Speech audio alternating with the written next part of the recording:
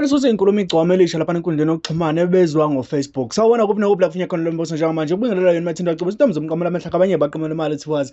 Ngakho ngabe sokulakho kulala ngicethenze kulungela press subscribe button share phinde comment khuluna konke uma subscribe ayike mara kuhamba so senza ukuthi kube wena oqala uthola notification mase kufaka le video hamba phambili ungakhohlwa ukulike. Ngana wethu igcwama elisha lapha liposte ivideo yalo ebikade yenziwe uSnoopy Dogg ama-reels laphana ku-Instagram. uSnoopy Dogg ubhale wathi kwivideo yalo, my favorite music artist tries to jump off stage monitors at concert and this happens.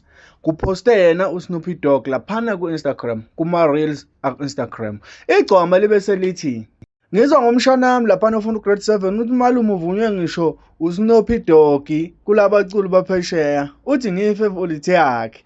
Uchaza ukuthi vele uchaza ukuthini vele mayisho nje Snoopy wakhona phela ngimpisi mina isingisi angisazi. Wasefaka ivideo yakhe ke umuntu eposha laphana ethi, your name and surname sir?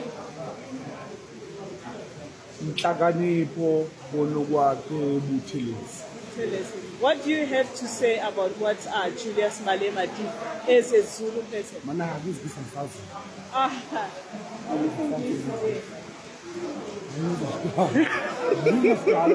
Ngizisa ngisazi phela. kuthiwa Ngiyinkomo mana kumele ngutshele ukuthi mina ngiyinkomo. Ngiyinkomo mina. Ngiyinkomo hayi mina ngichaza.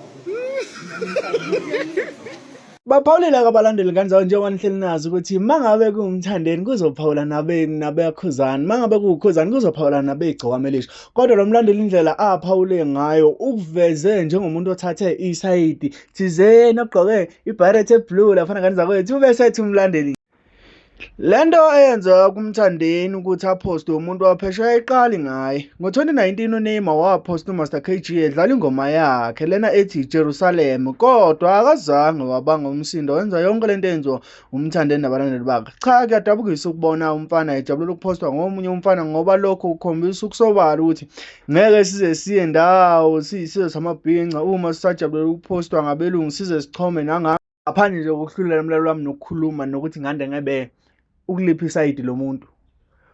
Yini ayicomplainelayo uma ngabe igcwama elisha lijabulela ukuthi lipostwe uSnoopy Dogg? Because akekho umuntu ongazi ukuthi ezisamabhinca sisajabulela le achievement encane ukuthi siyaxhumana kancane kancane namanye amagender. Hence sixhumana namanye amagender kancane kancane siyaxhumana nabaculi baphesheya. Uzokhumbula ukuthi thina sabantu abamnyama kubaphesheya kuyigugu kanti futhi kusayinto esisayiqhakambisa nokuthi uhambe uphushe izinto zakho njengoba ke igcwama elisha belijabulela yena laphana uSnoopy Dogg ukuthi ulipostile Nkosi yami washo wathi my favorite artist waphumela nje obala. Uzokhumbula ngani zakwethu ukuthi izinkulumo ngeke zingabikho uma ngabe kunento efana nalena. Kodwa ke ake ngizuvo lokho laphana kwi-comment section ukuthi wena uthini ngokuphola kweigcokama nangokuposta ke ivideo esho ukuthi yena akasazi isingisi. Sekhumbula nje ukuthi le video iqoshwe la ekhaya yona ke iGuluva TV. Ngana wethu ngivumele ngibambe, ngivumele ngihlehle, ngivumele ngikutshela ukuthi ube nosuku oluhle. Ngiyakuthanda kwiGuluva TV, ubalekile. Sicela ukuthi uphinde ubuye futhi ungakhohlwa ukulike, usubscribe, share